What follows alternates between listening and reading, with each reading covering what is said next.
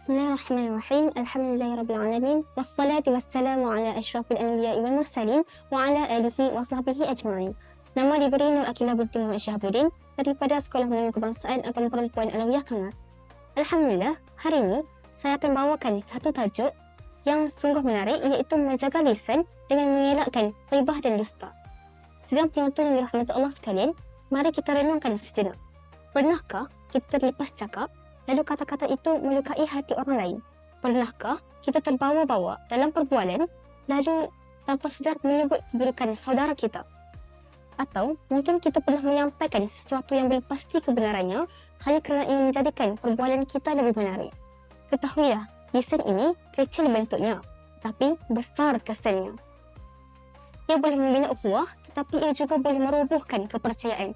Ia boleh menjadi asbab kita ke syurga, tetapi ia juga boleh mengheret kita ke neraka. Rasulullah SAW bersabda, barang siapa yang beriman kepada Allah dan hari akhirat, hendaklah dia berkata yang baik atau diam. Jadi, marilah sama-sama kita renungkan. Kita mengupas dua penyakit lisan yang sering merosakkan hati dan jiwa manusia, iaitu ghaibah dan dusta. Sebelum itu, saya nak tanya, ma makna ghaibah? Ghaibah bermaksud mengumpat atau menceritakan keburukan seseorang di belakangnya walaupun perkara itu benar. Dengar pun dah rasa takut kan? Sebabnya, boleh jadi perkara itu kita lakukan secara sedar ataupun tidak sedar. Baiklah, sekarang saya akan bagi satu situasi. Bayangkan kita berada dalam keadaan di mana seseorang berkata buruk tentang orang lain di hadapan kita. Apakah tindakan kita? Yang pertama, adakah kita hanya diam dan mendengar? Yang kedua, adakah kita turut menambah-nambah cerita? Yang ketiga, adakah kita menegur akan tindakannya? Jika kita memilih yang pertama ataupun yang kedua, maka berhati-hatilah kerana kita telah terjerumus ke dalam dosa mengumpat. Allah Subhanahu Wa Taala berfirman dalam surah Al-Hujurat ayat 12, dan janganlah setengah kamu mengumpat setengahnya yang lain. Adakah seseorang dari kamu suka memakan daging saudaranya yang telah mati? Jika demikian keadaan mengumpat, maka sudah tentulah kamu merasa jijik kepadanya. Lihatlah bagaimana Allah Subhanahu Wa Taala menggambarkan ghaibah bagaikan sedang memakan daging saudara kita yang telah mati. Allahu Akbar. Tetapi realitinya, ramai yang tidak sedar mereka sedang mengumpat.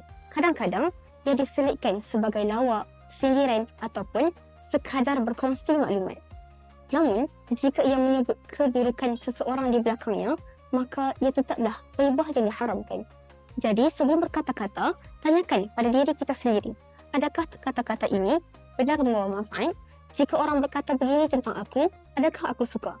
Adakah aku sanggup menanggung dosa ini di akhirat kelak? Jika jawapannya tidak, maka lebih baiklah diam.